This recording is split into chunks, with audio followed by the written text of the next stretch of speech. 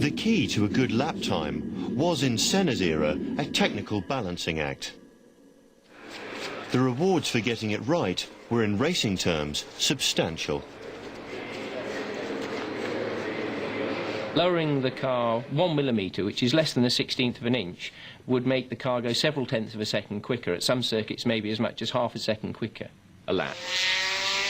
So all competitive teams would be running their car absolutely on the limit of as low as they possibly could. If anything unexpected should happen to reduce the ride height to below the critical setting, trouble would be in store for the driver. At exactly 11.0 seconds into Senna's 7th lap, something had reduced the ride height of the Williams. Television viewers saw an explosion of sparks, indicating that the car was indeed touching the ground in the middle of one of the fastest corners in the whole of Formula One. What was it that was causing Senna's car to scrape along the ground that day in 1994? In the case of Senna's accident, there was a bad incident at the start. So it was decided to start the race behind the safety car. Now, the safety car is just a road car driven at reasonable speed, but way below anything that a racing car would ever do. The race at Imola was only the second time a safety car had been used on a dry track in Formula One, and it played havoc with the cars crawling round behind it. The tyres cooled down from their normal hot racing temperatures, causing them to contract, and it was this that caused the drop in the oh-so-critical ride height. It would normally be just skating, just touching the ground in those places, on those bumps. Well, of course, with the tyre pressures down by maybe 25%, the movement in the tyre was maybe up by 4 or 5 millimetres. And when the skid, which is metallic, hits the ground, rather than having a huge grip that sticky racing rubber has, and is being pointed in the correct direction by the driver, you have it's just like a ski.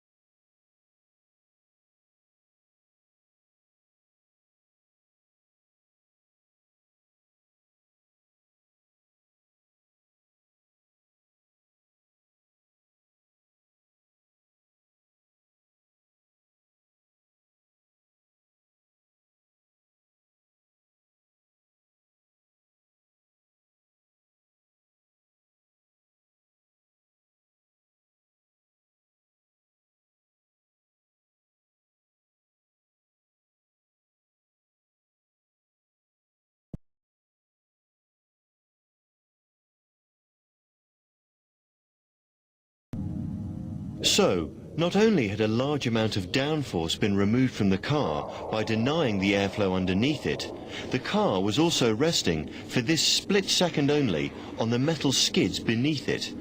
The car was suddenly unable to generate the grip it needed to get round the corner. At 11.2 seconds, the back of the car stepped out. With lightning reactions, Ayrton Senna steered into the slide a tenth of a second later. The front of the car gripped and turned it to the right.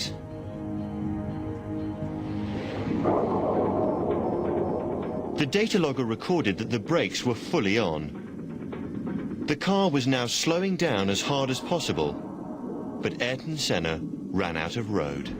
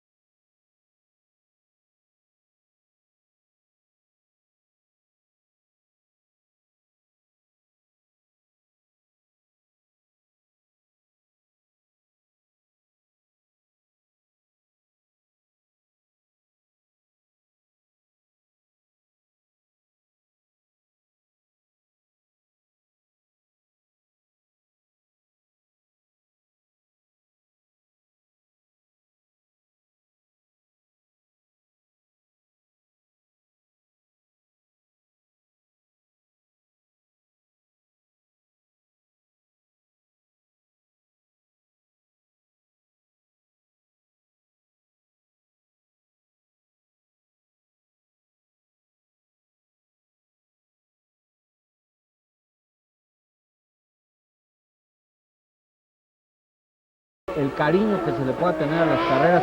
Decían, por ejemplo,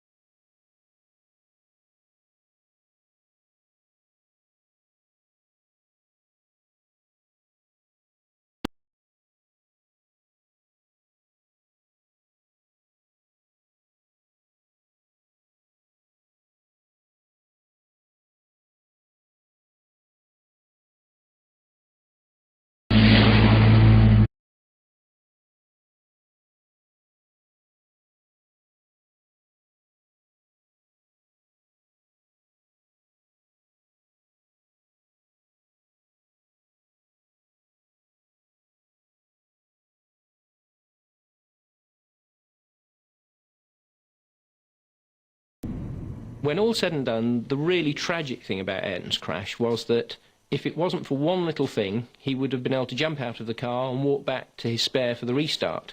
And that little thing was that when his car hit the wall, the front wheel was trapped between the wall and the chassis as the suspension collapsed. And as the car skidded along the wall, the wheel trapped between the two just popped up at the wrong moment and hit him in the head. If it wasn't for that, he would have been uninjured.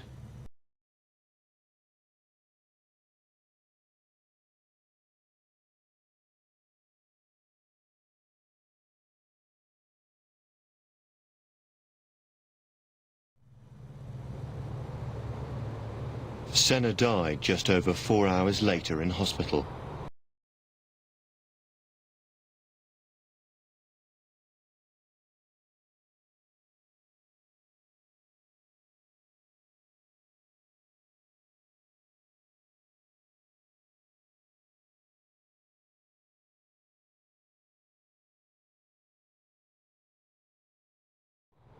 On his return to his native Brazil, he was given a burial in keeping with his status as a national hero.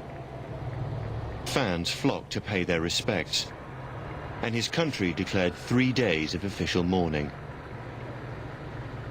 The lessons learned from his accident changed the sport forever, and without a doubt has saved many a life since. It is perhaps a fitting legacy to a great man.